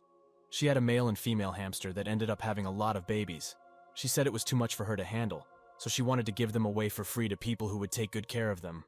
The post didn't mention the sad fact that the hamster mom might eat her babies if she felt she couldn't care for them, but I knew about this and decided to contact her. The lady, a widow, had bought the hamsters for company after her husband passed away.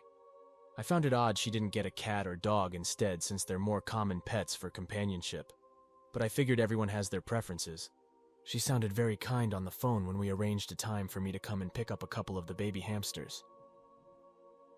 I certainly didn't expect what I found when my dad and I arrived at her house with a small cage lined with straw to take the hamsters home. The visit quickly took a dark turn. We rang the bell at the lady's house, but no one answered at first. When she finally opened the door, it was clear she wasn't well. One of her eyes was swollen, red, and leaking some yellow stuff. We didn't say anything about it, not wanting to make her feel bad or embarrassed. As soon as she let us in, we understood possibly why she was ill. Her house smelled terrible, worse than anything I'd ever smelled, and there were hamsters everywhere, and I mean everywhere. The hamsters, like their owner, looked sick. Just in the kitchen, I saw many of them with bald spots or strange bumps on their bodies. Then she took us to her living room to offer us tea, and it was even more shocking there. Right away, me and my dad knew we had to leave fast after giving each other a look that screamed, "Let's get out of here!" The house was full of hamster droppings everywhere you looked, which made it clear why the lady was sick. Seeing a tiny hamster skeleton tucked behind a curtain was the last straw for me. I quickly made up an excuse, telling my dad loudly that we forgot to buy something essential for the hamsters back at the store. Nodding in agreement, we said we couldn't possibly take the hamsters home without this item and promised to return in a few days. Sitting in the car afterwards, we were both stunned. It was sad and scary to think someone lived like that, all alone, with no one checking on her. The house was a disaster, and it was clear the lady needed help. We felt bad, like we were tattling on her, but we knew we had to do something, so we called the animal rescue. The person from the ASPCA told us they would look into it and get back to us. Eventually, they thanked us for letting them know. Thanks to our call, the lady got connected with a charity that would look after her as she got older. Her home was much cleaner and safer after the rescue team removed nearly 100 hamsters. They told us that if it weren't for the neighborhood cats, the problem could have been much worse.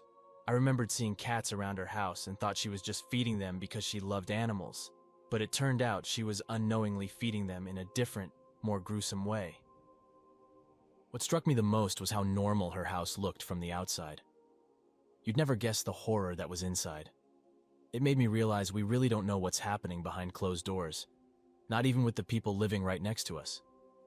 It's a scary thought that beneath the surface of everyday life, there can be something completely unexpected and terrifying.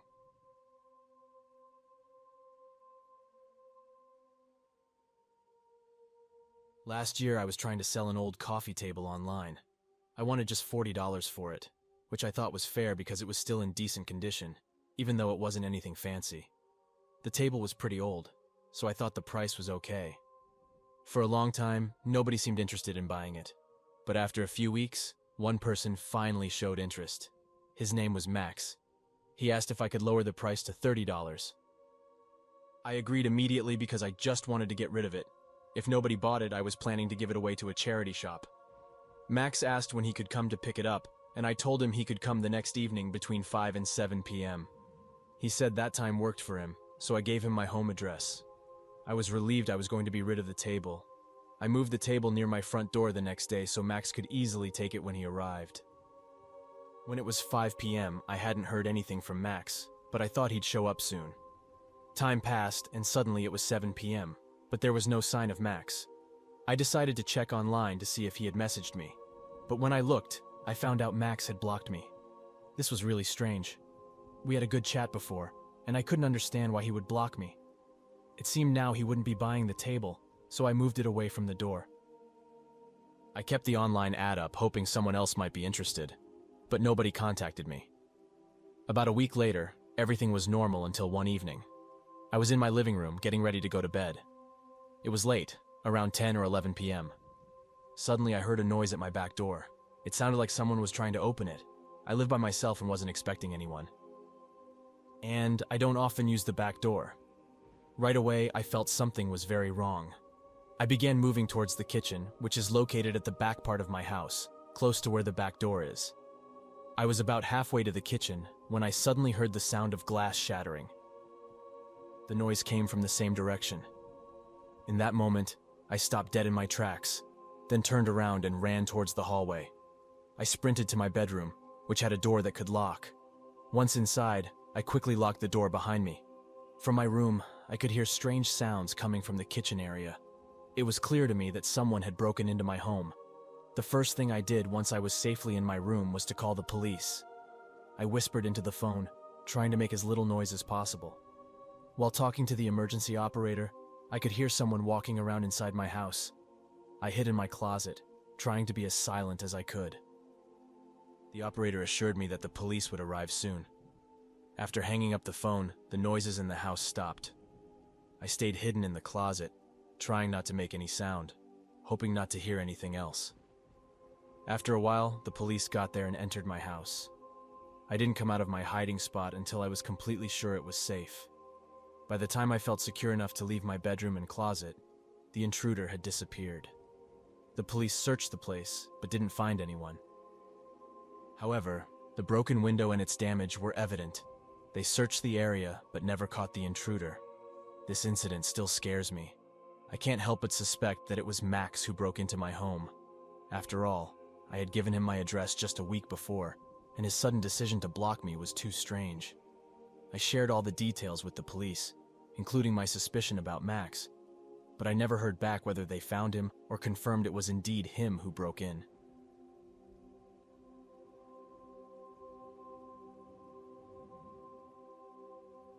A few years back, my partner and I, now married, decided to sell some things we no longer needed because we had moved to a new place. Among these items was an old, large TV. We posted an ad on eBay and another on Facebook Marketplace, which was quite new back then, and waited to see what offers would come in. My partner believed she had found a good buyer who would come and take the TV from our place, making things easier for us.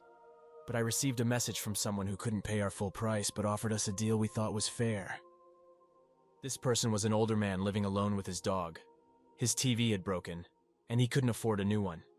He offered to pay about 70% of our asking price, and said he could offer his plumbing services to cover the rest. I ended up talking a lot with him. He reminded me of an uncle I was fond of, and I felt a connection. He had hit a rough patch through no fault of his own.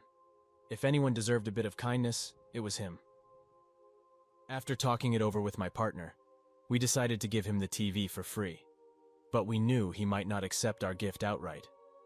He asked us to wait 3 weeks before bringing it to his house, saying he needed time to gather the money. We agreed and took down his address, planning to get in touch in a few weeks. Time passed, and one Saturday morning, we decided to deliver the TV to his home.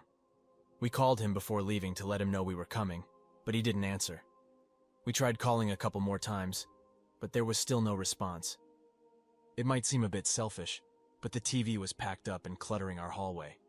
So even though we couldn't get in touch with the man, we decided to go to his house anyway, thinking we might leave the TV with one of his neighbors. We thought leaving the TV with a neighbor would also save us from any awkward moments of him trying to pay us, which we didn't want to accept. So, we drove to the man's house with the TV still in our car. We wanted to make sure nobody was there before we decided what to do next. I stepped out of the car, walked up to his house, and knocked on the door, but no one answered. Then, I leaned back to peek through the front window, wondering if maybe he was there but couldn't hear us because he was hard of hearing or something. Looking at the window, I noticed many small black dots on the blinds and window ledge. At first, I thought it was just dirt, but suddenly, one of these dirt pieces moved in that quick way bugs do, and I realized what I was seeing. There were about 50 houseflies, big ones, gathered on his window. It's strange how our brains don't immediately recognize what we're seeing when there are so many flies in one place, compared to just one or two. That moment, I felt a deep sense of horror. It's like deep down, I knew something was terribly wrong. I might have even said, "Oh God, oh no," out loud as the realization hit me. A bunch of flies like that usually means there's a lot of trash or something dead nearby. And in this case, something dead was the old man we had come to know and like through our talks about the TV. The whole situation turned into a nightmare, from calling the police to them and the fire department arriving to break down his door. When they did, a terrible smell started to fill the street. It was the worst thing I've ever smelled. Even though we hadn't met in person, I felt like I knew the man. He was kind, seemed independent, and I believe he was a veteran. This whole thing really upset me. The sight of those flies, so large and feeding, haunted me. They had been living off the man we had been talking to just a few weeks before. The randomness and suddenness of death struck me hard, along with its grim details. The image of the flies on the window stayed with me, almost like they were a part of him left behind. It made me think about how death leaves something behind, but it's often something very unpleasant.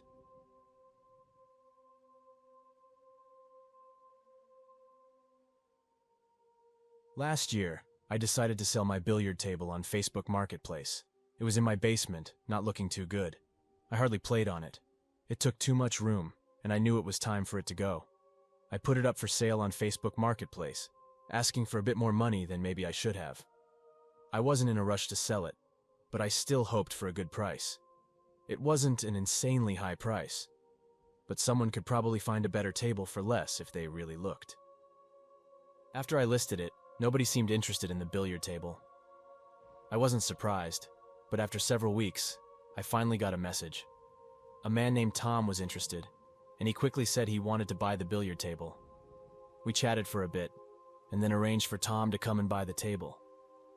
I didn't think I'd actually get my asking price, and expected Tom would want to talk down the price once he saw it. I had in mind the lowest price I'd accept. Tom arrived around 6 p.m. on a weekday, coming straight from work. I greeted him and led him to the basement to see the table.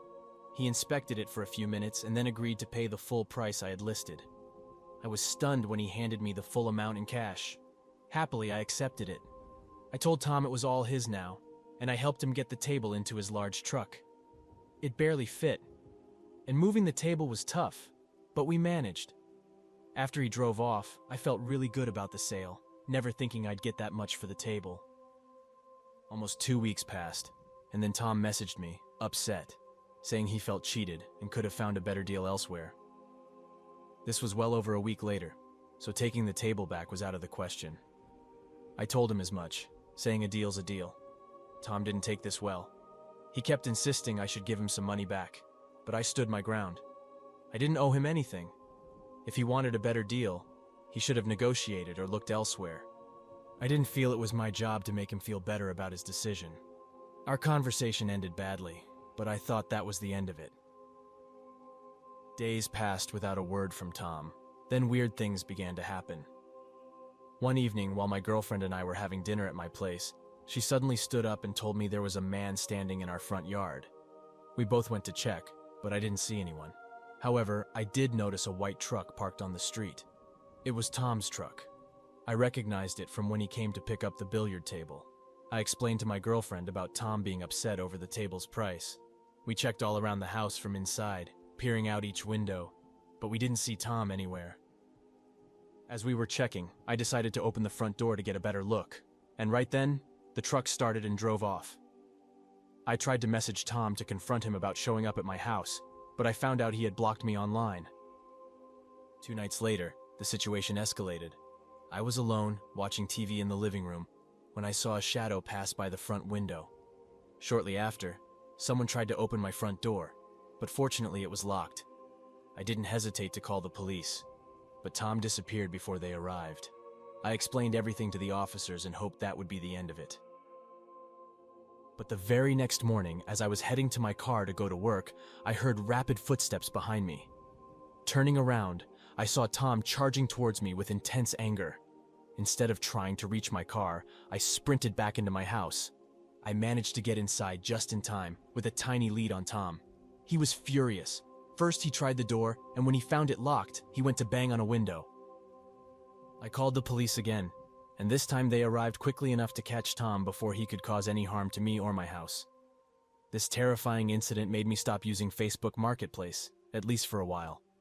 I've learned it's better not to share your address too freely and to always be cautious with people you meet online.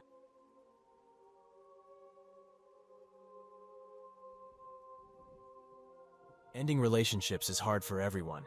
Not long back, I ended things with my partner of almost 10 years. It felt finished way before that, but I struggle with ending stuff. My partner was very sensitive, and anytime I brought up breaking up over the years, well, they just couldn't handle it. I didn't see then that dragging it out was making things worse. I should also say, to keep everyone safe, I won't share names or places in this story. I still know their family well, and they've been through a lot. I don't want to cause them more trouble. When I finally made the break official, it was as bad as you'd expect.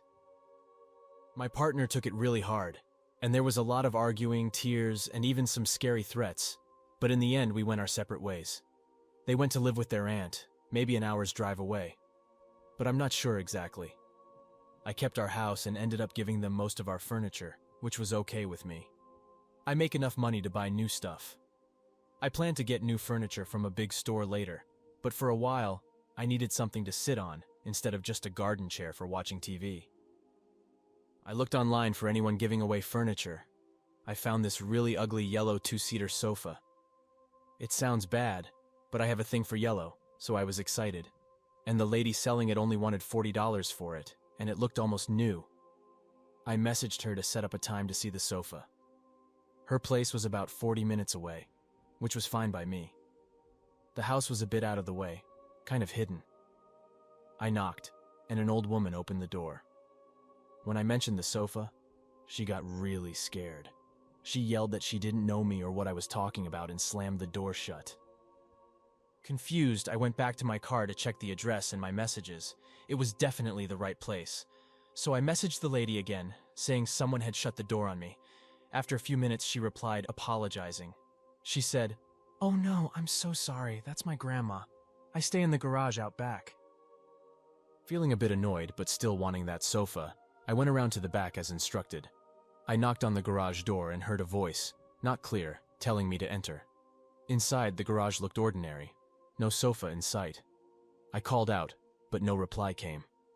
Just as I decided to leave, a small figure rushed at me from another room, taking me by surprise and knocking me down. It was too dark, and she had something on her head, so I couldn't see her face. She was loud and frantic until the cover fell from her head, and to my shock, it was my ex-partner, the last person I expected to see. I pushed her off in disbelief and began to argue instead of running away. She switched from being wild to crying hard. Despite my anger and confusion, I went to calm her down. That's when she pulled out something like a box cutter and cut my shoulder. I yelled in pain, threw the cutter away, and started to scream. I had never seen her like this in all the years I knew her. She tried to attack me again but was crying too much to aim properly. I managed to escape to my car and called the police immediately. The police arrived quickly and arrested her. It was terrifying to be attacked and sad to see someone I cared about in such a state. The person in the police car was completely different from the person I once loved. I couldn't believe her plan worked. She must have known I'd look online and be drawn to the ugly yellow sofa. She did move in with her aunt, just a few houses away from the elderly lady's place, where all this happened. My ex-partner was taken for treatment. I chose not to press charges and am even helping with her medical costs. It's shocking how those close to us can hurt us so much. Something in her snapped, and despite everything, I feel sorry for her and hope she gets the help she needs.